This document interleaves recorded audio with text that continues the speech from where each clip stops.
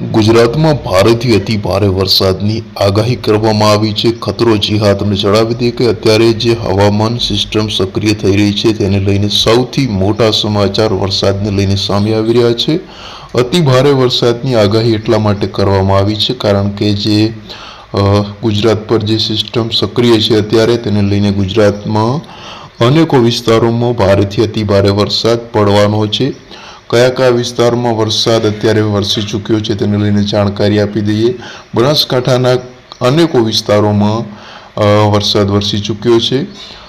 જો કે કચ્છની વાત કરવામાં આવે ત્યાં પણ છૂટાછવાયા ક્યાંક ક્યાંક ઝાપટા જોવા મળ્યા છે અને એવામાં આવનાર દિવસોમાં ભારેથી અતિ ભારે આખા ગુજરાતમાં વરસાદ પડી શકે છે તેને લઈને સૌથી મોટી આગાહી કરવામાં આવી છે.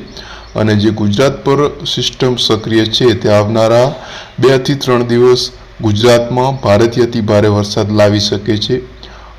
તો આ હતા આજના વરસાદના સમાચાર. વિડીયોને લાઈક કરો.